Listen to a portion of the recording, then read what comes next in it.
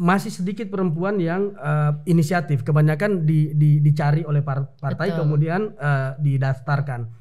Mungkin ada persoalan di situ yang saya pernah membaca, kendala perempuan untuk eksis di ruang publik itu adalah beban ganda.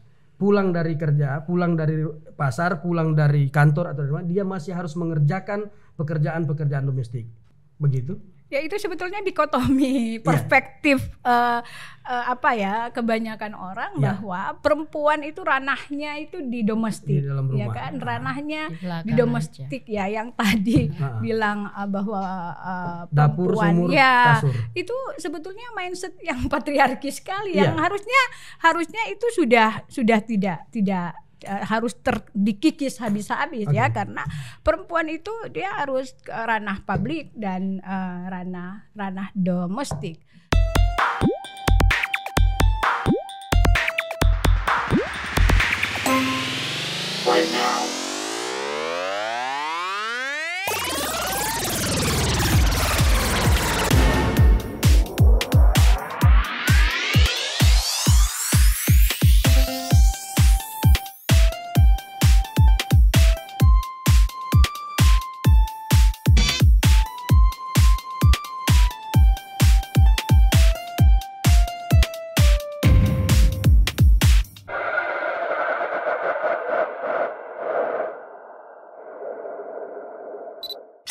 Torang baku dapa lagi di podcast Baku Muka bersama saya Jamal Rahman, dan kali ini tema yang sangat menarik yang akan kita bahas di Baku Muka spesial pemilu, karena kita akan membahas tentang perempuan dalam pemilu. Dan tentunya tema ini sangat menarik karena kita juga berada di lokasi yang cukup sinkron, cukup ada hubungannya dengan tema yang akan kita angkat, yaitu kita ada di Bolaang Mongondo, Kabupaten Bolaang Mongondo, di mana saat ini Ketua KPU Bolaang Mongondo itu adalah seorang perempuan. Saya langsung menyapa saja yang sudah hadir bersama saya, Ibu Lili Mahmuda. Sehat? Alhamdulillah. Suaranya agak serak ini ya? Iya. Ya. Alhamdulillah, kabarnya baik dan sehat banget. Alhamdulillah. Nanti sebentar kita akan tanya-tanya sedikit terkait dengan pemilu, perempuan dan pemilu. Kemudian tamu saya yang selanjutnya Ibu Dr. Fitri Mamonto, seorang aktivis perempuan dan juga akademisi. Beliau adalah seorang dosen. Apa kabar Ibu Fitri? Sehat juga? Alhamdulillah sehat. Ya, perjalanan cukup lumayan ya? Cukup lumayan. Sampai ke ini Lolak ya, Kabupaten Bolaang Mongondo. Lolak. Kita ada di Lolak. Cukup panas juga. Iya, mataharinya banyak. Satu orang satu. Iya. Oke, menarik juga lokasi Bolaang Mongondo ini karena sepanjang sedikit bacaan saya sejarahnya, kita tahu bahwa pernah daerah ini dipimpin oleh perempuan, bahkan ada dua periode, ada dua periodisasi kepemimpinan, ada bupatinya perempuan, kemudian saat ini ketua KPU-nya perempuan. Oleh karena itu ini sangat menarik. Kemudian mungkin saya langsung ke Ibu Lili, saya coba tanya, apakah ada perbedaan ketika Anda menjalankan tugas sebagai ketua KPU, misalnya ada peserta pemilu yang lihat perempuan kok DP ketua, boleh setumu begini, boleh setumu begitu. Ada enggak perasaan yang Anda rasakan begitu? Untuk di Bolaang Mongondo tadi ditanyakan gimana sih, apa ada perbedaannya enggak sih ketika seorang perempuan yang jadi ketua KPU, kemudian perempuan kok nyuruh-nyuruh kok kayak gitu. Selama ini sih sebenarnya memang sangat sulit ya untuk membongkar mainstream atau mindset orang-orang bahwa pemimpin yang dipimpin oleh perempuan dengan laki-laki itu akan tetap beda. Itu memang sangat sulit untuk membongkar mindset itu. Akan tetapi saya pribadi memposisikan atau mencoba untuk bagaimana ketika mindset yang sudah ada itu justru kita buktikan. Ya. Dan alhamdulillah selama ini saya menjadi ketua KPU, ya justru dengan kelembutan dengan bahasa-bahasa yang mungkin lebih bisa lentur ya, bahasanya perempuan dengan bahasa laki-laki mungkin lebih lentur, sehingganya komunikasi dengan partai politik, peserta pemilu dengan pemilih itu bisa dibilang mulus. Ya. Biasanya ada yang galak-galak nggak, misalnya peserta pemilunya atau peserta? Ada sih. Ya. Kalau Ibu ini lagi pimpin pleno, kemudian ada yang interupsi. Ada ya. Kalau ngomongin galak, justru sebenarnya perempuannya lebih galak ya, Bu. Kayak gitu. Jadi tapi enggak lah. Kalau dalam etika, misalnya kalau pleno ini penetapan dengan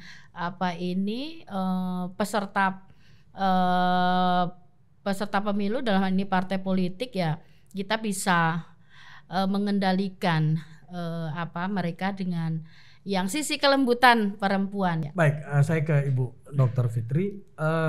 Secara perspektif tadi nanti mungkin bisa dilengkapi, namun secara kuantitatif ini kan memang sudah ada patokan di regulasi mewajibkan kuota 30% untuk daftar calon yang diajukan oleh partai politik ke KPU, itu wajib memuat 30% perempuan di dalam daftar calegnya. Itu kuantitatif.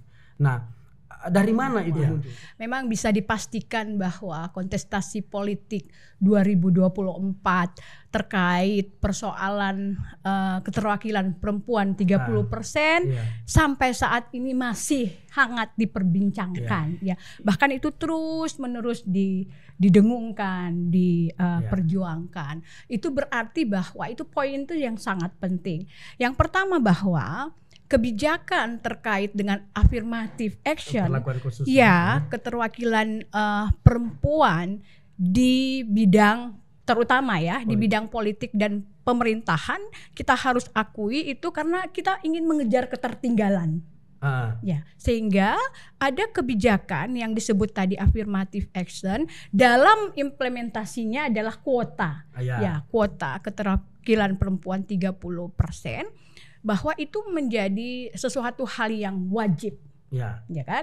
Karena dilihat dari berbagai data, lihat saja perempuan yang duduk di parlemen khusus Belang Mongondo itu dari 30 30 anggota DPR Kabupaten Belang Mongondo hanya 9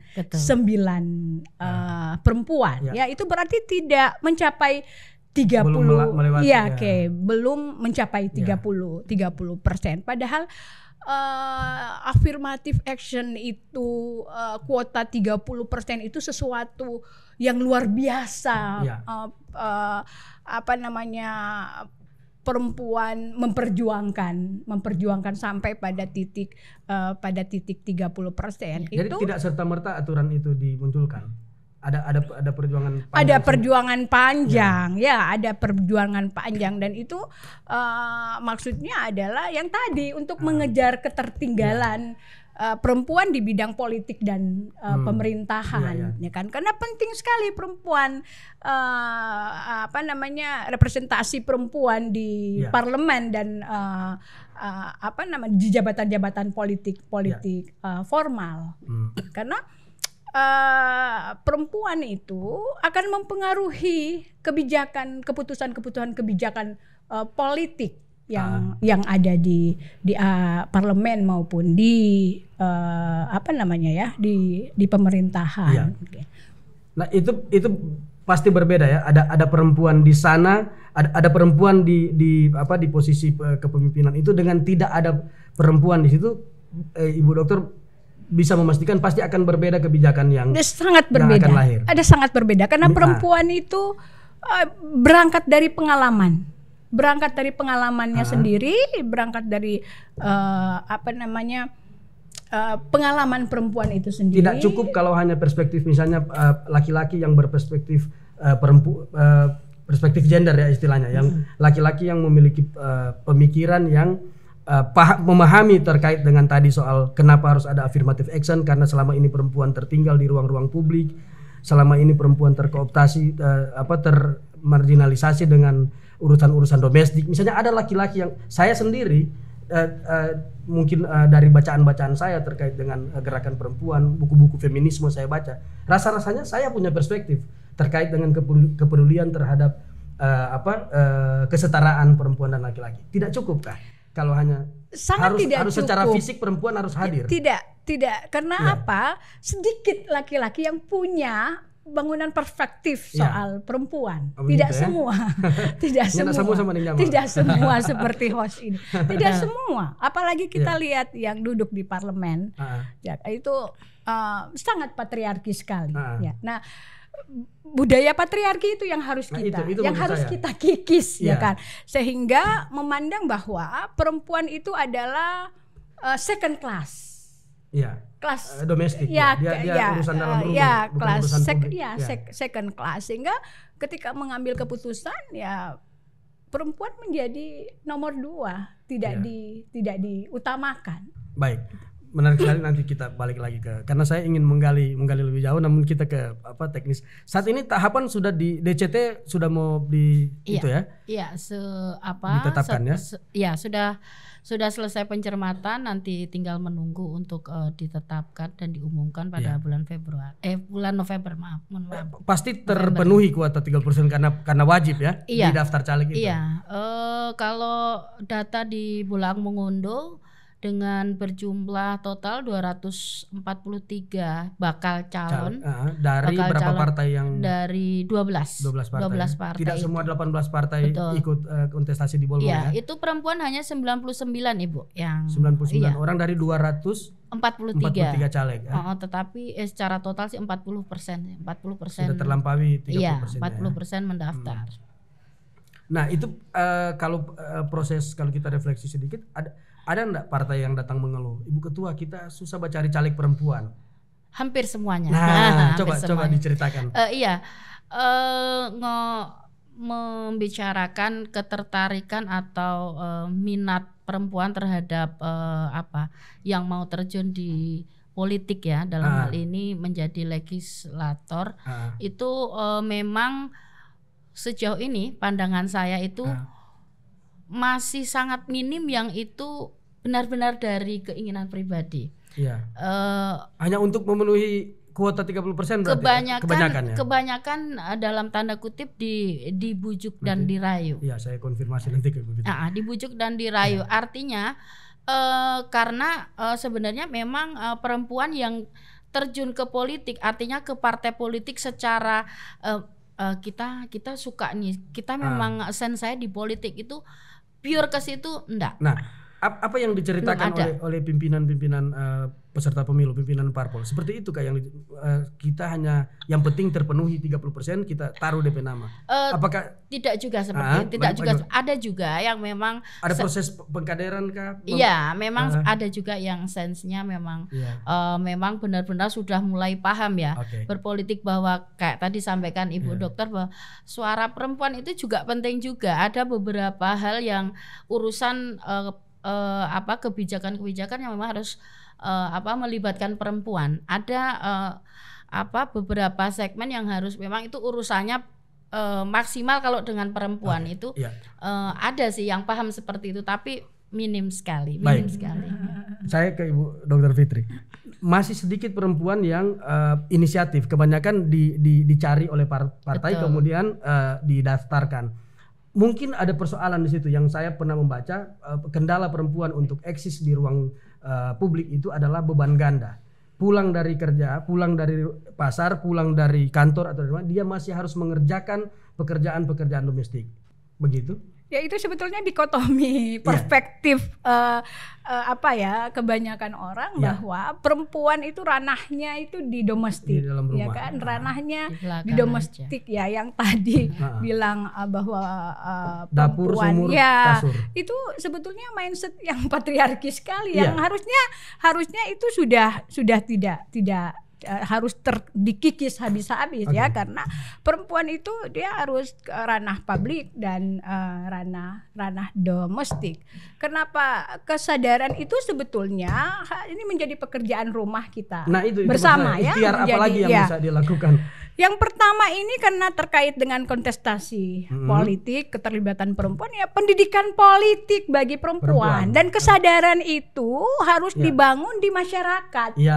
harus di masyarakat, dan parpol juga itu punya kepentingan yang luar biasa ketika mereka merekrut mempersiapkan caleg perempuan tidak yang hanya harus, asal perempuan. yang harus dilakukan adalah pendidikan politik bagi calon legislatif perempuan, sehingga perempuan itu punya kapasitas. Ketika masuk di dalam itu speak up, mereka memang betul-betul berfungsi, berbicara. Tidak menjadi tadi yang saya sampaikan tadi, second class. Betul. Ya kan, hanya untuk pelengkap saja gitu ya. Mohon maaf. Betul. Saya penasaran apakah caleg-caleg perempuan yang terdaftar itu atau yang tersedia di line up peserta pemilu itu, apakah bisa ada mekanisme, misalnya ikhtiar yang saya maksudkan, misalnya ada enggak misalnya parpol kemudian menguji itu, apakah mereka itu asal perempuan, sekedar secara fisik dan jenis kelamin perempuan, tetapi tidak atau perempuan yang memiliki perspektif terhadap apa-apa yang harus diperjuangkan oleh seorang politisi perempuan atau seorang yang perempuan yang berada di ruang publik. Apakah sudah seperti itu begitu? Sebetulnya banyak pekerjaan-pekerjaan yang untuk mempersiapkan perempuan masuk di ranah politik, misalnya sekolah kepemimpinan politik perempuan. Nah, itu penting karena itu di situ adalah bagaimana membangun kesadaran perempuan untuk masuk di ranah publik, ya, bahwa ini penting kita bisa berpartisipasi di ruang publik. Nah, untuk ke dalamnya di domestik namanya juga kesetaraan, berarti ada komunikasi antara suami dan istri. Yang itu harus dibangun, yang namanya pembagian tugas.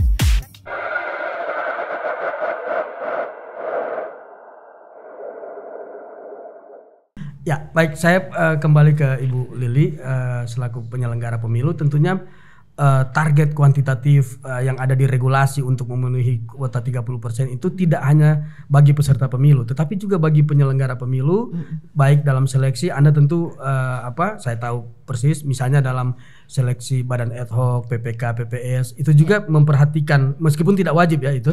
Nah, apakah ada cerita-cerita menarik nggak? Ini yang menarik. Kalau di badan ad hoc atau penyelenggara di tingkat kecamatan dengan desa itu justru terbalik, justru perempuan yang lebih banyak. Ada desa yang surplus. Beberapa desa itu malah ketiga-tiganya, kalau di desa kan tiga PPS. Tiga-tiganya perempuan. Justru kalau di tingkat bawah peminatnya justru malah perempuan. Cuman fenomena menarik ini. Lebih banyak ketimbang yang di tingkat kabupaten. Mungkin ini kita asumsi mama-mama toh. Betul. Yang bapak-bapak pikobong, bapak-bapak kalau sedikit waktu untuk diberikan bagi penyelenggara. Betul. Iya, kebanyakan memang ibu-ibu guru ya, encik kayak gitu, mama yang juga orang-orang penting di kampung, penggerak PKK, ibu kadus kayak gitu, yang memang mereka berkiprah di desanya, sehingganya mereka banyak yang berminat sih. Berarti dari segi keterpenuhan untuk ini cukup ya? Tapi ada desa yang diperpanjang? Ada juga itu desa-desa yang kalau untuk perpanjangan di desa-desa yang kurang itu bukan kepada posisi perempuan laki-lakinya, tapi justru minat terhadap menjadi penyelenggara. Seperti itu. Baik. Ya. Ada fenomena yang menarik ini, Ibu Dokter. Ternyata di desa-desa itu justru surplus penyelenggara pemilu perempuan.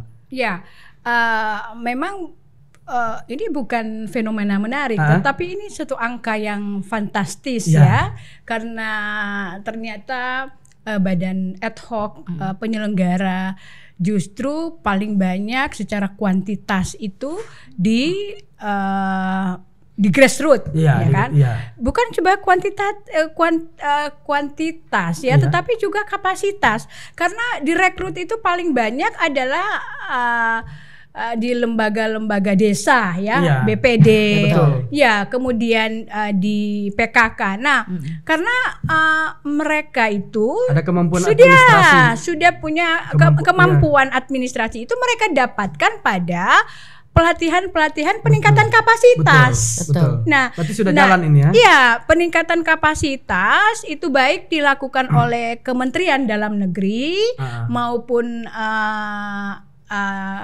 Kementerian Desa ya. Kementerian Desa itu wajib memasukkan terkait dengan bahwa penting perempuan berpartisipasi di ranah publik. Itu wajib ada. Kurikulumnya wajib ada. Nah, sehingga kawan-kawan perempuan atau ibu-ibu yang aktif di PKK maupun di lembaga desa sudah mendapatkan itu. Jadi kesadaran itu sudah terbangun dari situ. Bahwa kita penting masuk di ranah berpartisipasi di ranah publik, karena kalau kita berpartisipasi di ranah publik maka ada keseimbangan, kesetaraan gender, dan itu sangat menguntungkan kita sebagai perempuan, sebagai ibu terutama, sebagai ibu, karena akan mendidik anak-anak itu perempuan harus punya pengetahuan, sehingga perempuan dalam hal grassroots itu di tingkat bawah itu justru lebih, bukan cuma di Bolmong, tetapi katakanlah berapa persen ya, 85% penyelenggara badan ad hoc maupun penyelenggara di tingkat desa, kelurahan dan desa itu paling banyak perempuan yang mendaftar. Saya boleh nyambung sedikit, saya juga mau nyambung. Sahabat Jamal. Jadi yang menariknya karena sebenarnya sudah sudah mulai memberdayakan diri yang di grassroots-nya bahasanya Ibu Fitri, akan tetapi ketika harusnya ini semangat yang sudah mulai menyala ini harusnya dinaikkan grade-nya, tetapi akan dinaikkan grade-nya, dinaikin ke tingkat kabupaten, tetapi pada kenyataannya Ibu sahabat Jamal, PPK ataupun PPS yang mereka menyadari bahwa mereka itu sebenarnya mampu naik grade, naik kelas lah ya, naik kelas ke. Mereka nggak berani. Itu yang saat ini saya sering kemarin saja minta maaf di seleksi Kabupaten Bulaang Mongondo, perempuan yang dari Panwascam, dari PPK itu cuma bisa dihitung jari, tidak lebih dari 10. Yang kemudian mendaftar ke yang harusnya kemampuan mereka itu memang sudah harus dinaikkan levelnya ke tingkat kabupaten. Nah, saya sampai sekarang, bahkan justru sekarang saja di 10 besar ini tidak ada perempuannya. Itu yang untuk sangat untuk Bolmong itu yang sangat disayangkan. Jadi mungkin kalau bahasanya Ibu Fitri tadi harus ada pendidikan, tidak hanya di politik saja, tetapi itu pemberdayaan dirinya yang harusnya sudah harus dinaikkan level, dan itu memang harus ada penggeraknya, Ibu. Baik. Penggeraknya. Ibu Ketua, saya tertarik. Misalnya di KPU juga kan ada staf laki-laki, ada staf perempuan. Betul. Benar gak? Kan selentingan saya sering dengar, perempuan lebih teliti. Secara kemampuan ya sama, tapi memang kok iya kebetulan di Bulaang Mongondo dan mungkin juga beberapa di KPU lainnya itu yang di bagian administrasi itu ya memang yang lebih teliti dan pasti diposisikan di perempuan. Dan itu memang efeknya sangat signifikan lah. Seperti itu. Bagaimana itu? Secara manajerial itu fakta. Harus diakui. Itu harus diakui bahwa perempuan lebih itu dari kita. Dari laki-laki ketelitian. Gitu ya? Perempuan itu justru lebih teliti dari laki-laki. Kalaupun ada laki-laki ya sedikit lah. Tapi dominasi perempuan yang lebih secara manajerial, ya kan. Jadi sebetulnya perempuan menjadi pemimpin itu sesuatu hal yang sangat bukan menjadi satu persoalan. Betul. Ya kan, bukan menjadi satu persoalan. Hanya tadi yang menghambat karena pemahaman yang belum clear adalah budaya patriarki yang menempatkan perempuan pada posisi kedua gitu. Tapi kalau soal kepemimpinan itu jangan ditanya. Nah, kira-kira sampai kapan, kalau kita misalnya berpikir ke depan, sampai kapan misalnya perlakuan affirmative action ini harus diadakan? Kebijakan affirmative action ini kan karena mengejar ketertinggalan perempuan di bidang politik dan pemerintahan dalam implementasinya adalah dalam bentuk kuota 30%. Nah, kebijakan affirmative action ini dia punya waktu, punya durasi waktu. Ya kan, kalau sudah selesai kesadaran ini tidak lagi yang namanya 30%. Ya kan, bahwa keterwakilan perempuan itu penting, tidak lagi memenuhi, tidak lagi yang namanya, ini kan kebijakan, afirmatif ini kan kebijakan, implementasinya dalam bentuk kuota 30%. Ya, itu karena memang seperti yang saya bilang tadi. Nah, situasi yang ideal itu kan ketika perempuan sudah tidak perlu lagi affirmative action, dia sudah bisa bertarung secara setara. Nah, apa yang dibutuhkan tadi di antaranya pendidikan politik, kemudian terhadap secara khusus ya. Kemudian sekarang apa yang bisa dimaksimalkan terhadap perempuan-perempuan yang sudah muncul, yang kebetulan saat ini sudah memegang jabatan, sudah.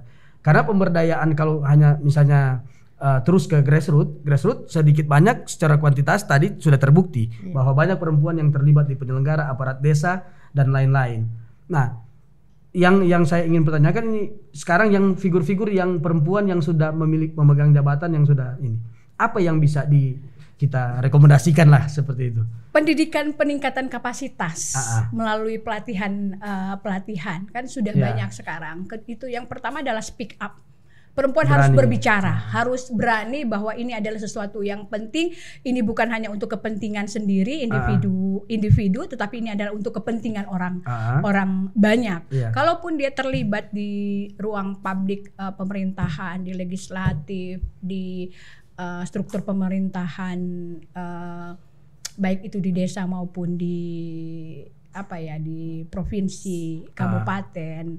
Nah, itu kan tidak melihat, tetapi melihat penjenjangan karir birokrat kan ya. Kalau perempuan mengikuti banyak pelatihan juga kita akan ditempatkan. Nah, itu kan saya kira kesadaran itu ya harus dilihat dari prestasi dilihat dari prestasi. Nah, kalau soal prestasi misalnya pendidikan mendukung, background pendidikan maksud saya ya, maka itu tidak lagi mendiskreditkan itu karena melihat perempuan juga bisa misalnya dilihat dari backgroundnya pendidikan, maka wajar untuk menempati pada posisi-posisi yang strategis di jabatan-jabatan politik formal. Baik, saya kembali ke Ibu Lili. Tadi ada pengalaman menarik tentang ketika mau dinaikkan levelnya, justru masih banyak yang perempuan-perempuan misalnya yang di PPS, yang di PPK yang minder itu. Apa yang mereka sampaikan ke Ibu? Kita kok rasa nggak percaya diri atau apa? Saya sempat membuat tulisan ya waktu itu tentang kepemimpinan. Saya pikir juga bersama sahabat Jamal waktu itu saya melihat ini di Bolmong saja ya. Saya melihat yang melekat pada orang Bolaang Mongondo itu isi tiar atau mau bangkal ya, orang sini bilang ya, sungkan gitu. Sungkan. Jadi untuk memperlihatkan kemampuan dirinya itu mereka memang harus butuh support yang luar biasa. Butuh support atau butuh disupport. Maju, ayo harus maju gitu. Itu pun juga perlu membutuhkan waktu untuk memberikan keyakinan itu. Sehingganya ketika saya menanyakan beberapa teman-teman PPK yang kenapa nggak maju, janganlah ada senior yang ini lebih jago misalnya kayak gitu. Tapi kan nggak maju dong, nggak enak lah gitu. Lebih kepada ya itu tadi sungkan, tidak enak, tidak nyaman kalau mendahului yang lebih tua. Padahal secara kapasitas ya kita kan yang di kabupaten melihat mereka kinerjanya apa semua itu bagus seperti itu ya. Pada intinya hanya itu keberanian aja yang belum maksimal menurut saya. Iya. Saya kembali ke Ibu Fitri. Ketika sudah berada di ruang publik, sudah mendapatkan bisa merebut misalnya posisi-posisi strategis yang diperebutkan itu, ketika perempuan sudah ada di situ, tentunya kan yang dituntut selanjutnya adalah apa yang bisa dia lahirkan, apa yang bisa dia maksimalkan dengan kekuasaan, dengan kapasitas yang dia miliki itu kan dengan jabatannya itu. Nah, pekerjaannya adalah bagaimana memperjuangkan program-program yang sensitif terhadap perempuan. Misalnya memperjuangkan soal hak-hak perempuan, KTP kekerasan terhadap perempuan, KDRT, karena masih sampai saat ini angka terhadap KTP dan KDRT masih tinggi. Kemudian isu trafficking. Nah, kemudian masih banyak lagi yang namanya isu stunting, kesehatan perempuan dan anak, kesehatan reproduksi. Nah, itu yang harus yang dikedepankan, yang harus disuarakan, yang harus diperjuangkan. Oleh karenanya tadi yang saya sudah sampaikan bahwa kita duduk di situ bukan untuk kepentingan individu, kepentingan kita pribadi dan keluarga, tetapi kita duduk di situ ada representasi dari masyarakat. Tapi kebijakan itu kan tidak boleh disamaratakan. Masyarakat yang mana? Jadi masyarakat ya dalam hal ini karena kita punya fungsi di situ, masyarakat ya perempuan. Kebijakan-kebijakan yang mana yang harus kita perjuangkan, yang sensitif terhadap persoalan-persoalan perempuan yang sampai saat ini harus terus diperjuangkan sehingga kita juga bisa menikmati lewat kebijakan-kebijakan yang dikeluarkan, yang ditelontorkan. Misalnya ada cuti hamil buat perempuan melahirkan misalnya, atau cuti haid.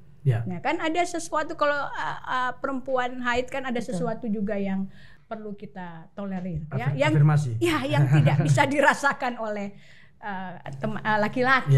Hal-hal seperti itu yang harus dipikirkan oleh teman-teman yang duduk di parlemen, dan sebetulnya banyak sekali pekerjaan rumah sehingga mempengaruhi kebijakan-kebijakan, terutama kebijakan-kebijakan yang pro terhadap kepentingan perempuan dan anak. Baik.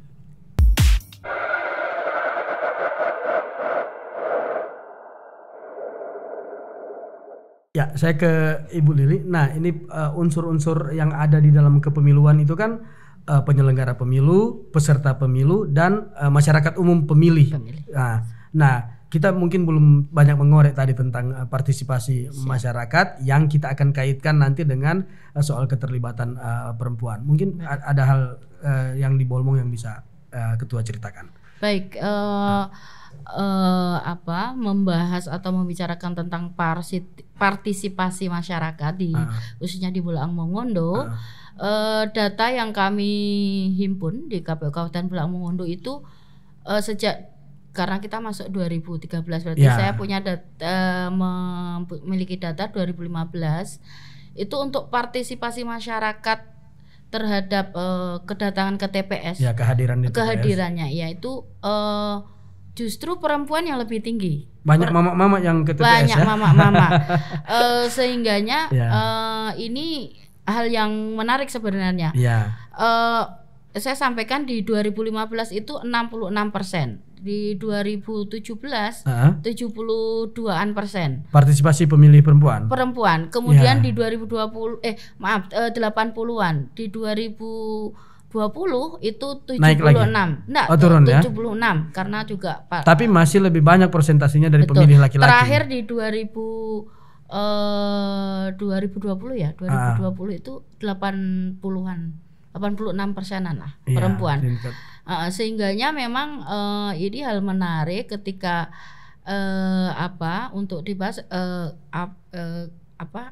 ada beberapa pertanyaan yang katanya yang nggak peduli lah, yang nggak mau datang itu justru dibuktikan dengan data yang ada itu.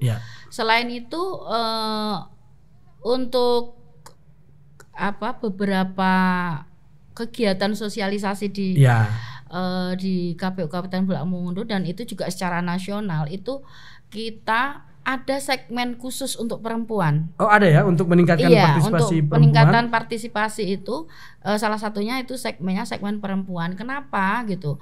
Selain memang perempuan ini dipandang memiliki kelebihan.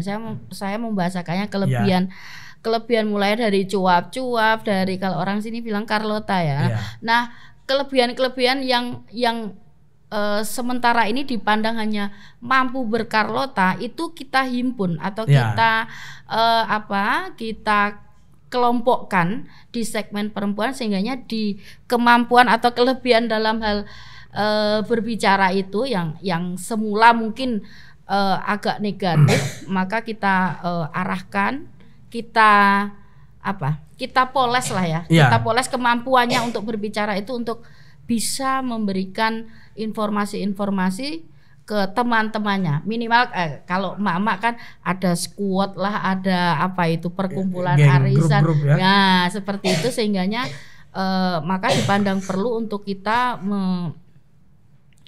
membuat atau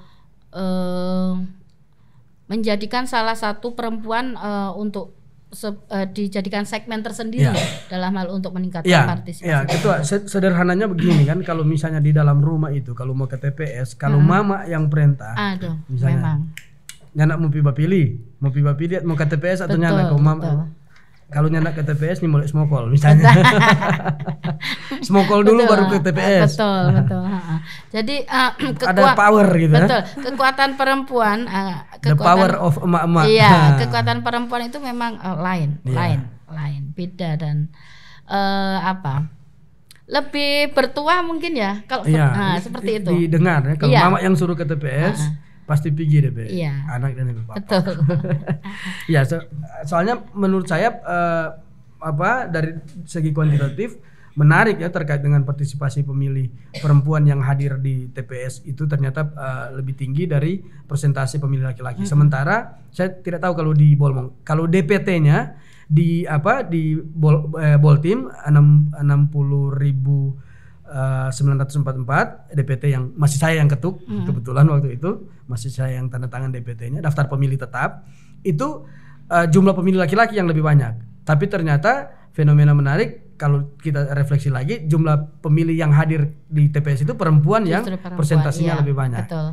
Ya, saya mungkin ke pertanyaan terakhir ke Ibu Fitri terkait dengan mungkin kita bisa tuntaskan tadi terkait dengan bagaimana ketika seorang perempuan sudah mendapat posisi ataupun posisi yang strategis ataupun jabatan, bagaimana memaksimalkan itu, bagaimana menuntaskan yang kita sudah sampaikan, yang sudah kita bahas tadi, yang saat ini yang menggembirakan kita adalah dari segi baru dari segi kuantitas sudah tercapai.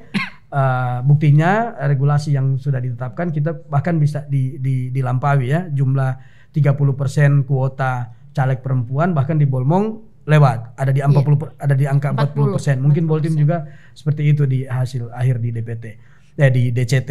Nah, tetapi tidak hanya sekedar kuantitas, kita tidak hanya berpuas sampai di situ. Nah, perspektif yang kita akan terus gaungkan terkait dengan kesetaraan perempuan dan laki-laki, seperti apa untuk menuntaskan ini? Terutama apa yang bisa kita titipkan kalau mungkin ada tokoh-tokoh perempuan yang menonton ini, mereka-mereka yang sudah memiliki posisi strategis, ada jabatan, apa yang bisa dimaksimalkan untuk menuntaskan misi kesetaraan laki-laki dan perempuan di ruang publik?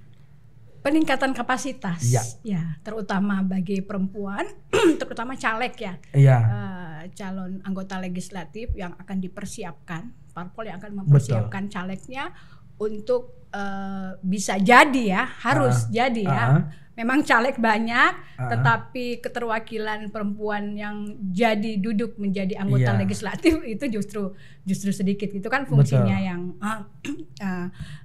kuota perempuan. Nah, poin yang paling penting adalah pendidikan, ya kan?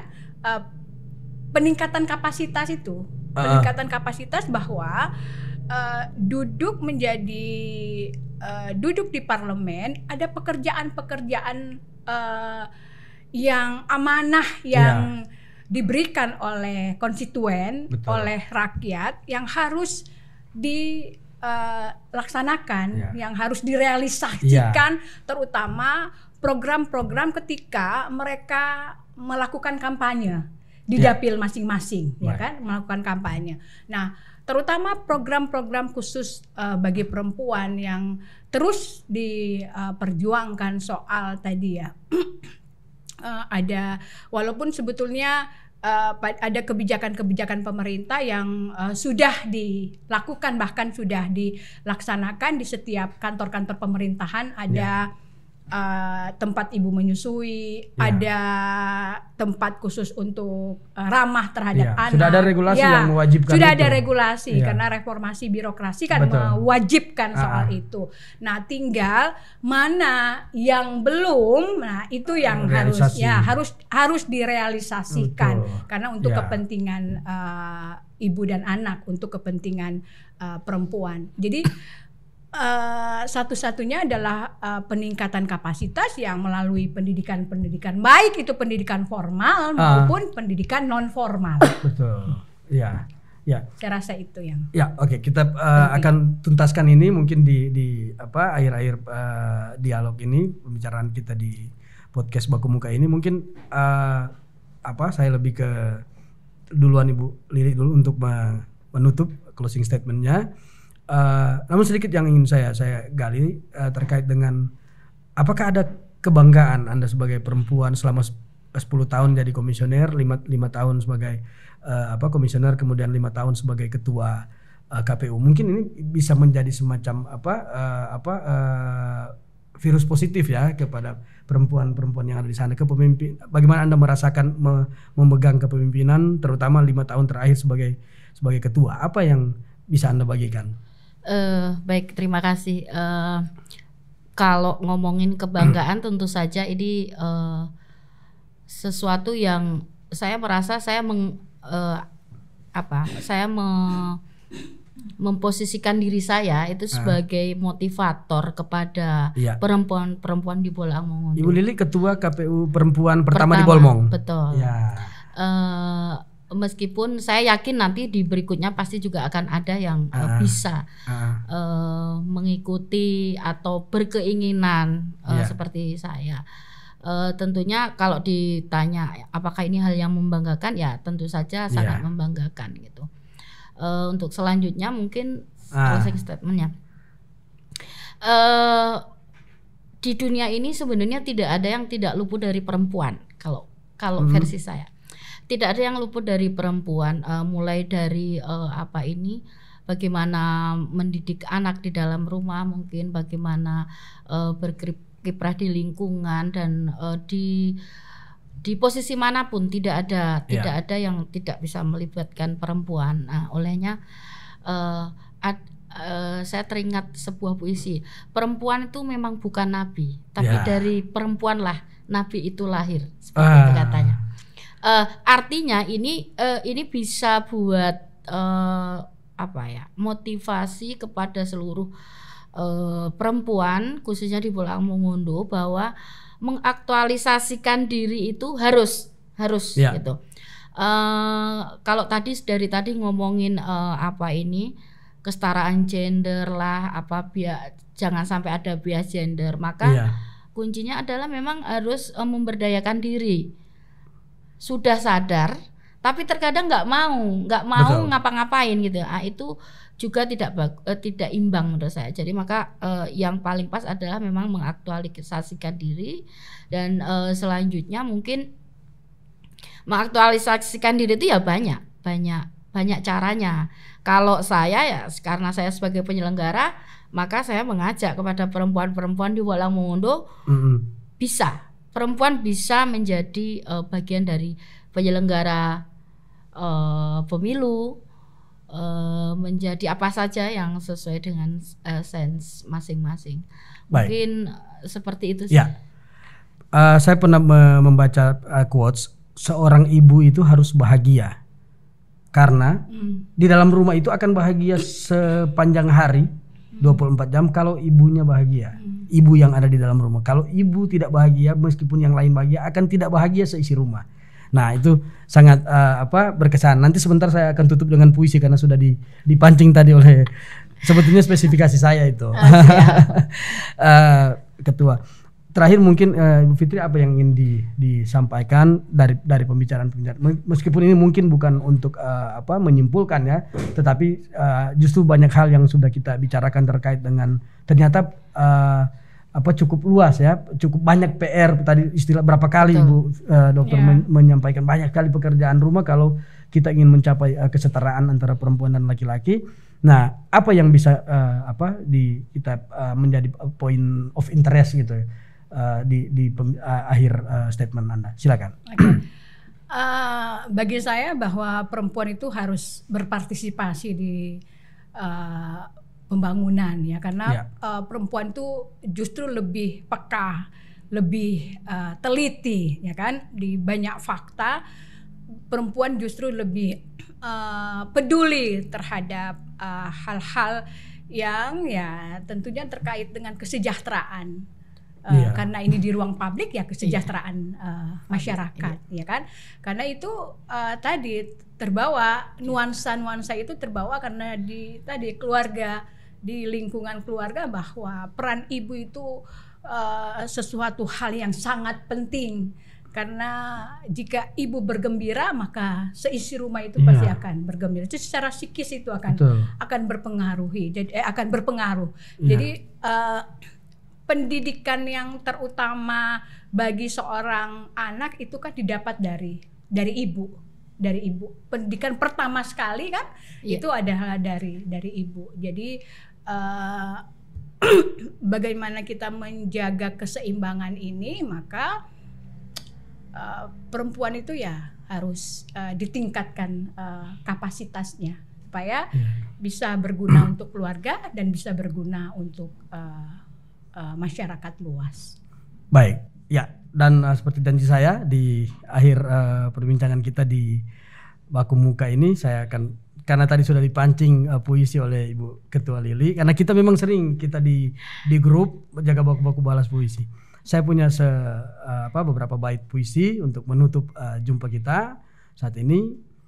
Mestinya tak mesti ada alasan. Kau memang bukan lagi perempuan yang bisa membuatku menulis puisi tiap hari. Ketika pagi mekar dan cericit burung mencandai daun-daun. Aku tak memaksamu menjadi ibu yang selalu terjaga sebelum subuh, menyalahkan tungku, merebus air, lalu menyeduh keriangan dalam damainya cangkir-cangkir. Aku tak pernah mendaulat lentik jemarimu, merapihkan selimut, bantal, dan anti nyamuk, padahal ceceran embun setia rembeskan aroma bunga matahari. Tapi aku tak ingin memberimu maklumat agar menyembahku seperti perempuan dari abad lampau memuliakan lelaki setingkat di bawah Tuhannya. Apa iya aku memuja dirimu atau pikat parasmu? Apa memang aku menginginkanmu atau lezat masakanmu? Apa benar aku menggilaimu atau gesit jurus ranjangmu? Padahal aku mencintaimu, mestinya tak mesti ada alasan. Ya, terima kasih. Saya Jamal Rahman. Baku dapat lagi orang di acara Baku Muka Spesial Pemilu.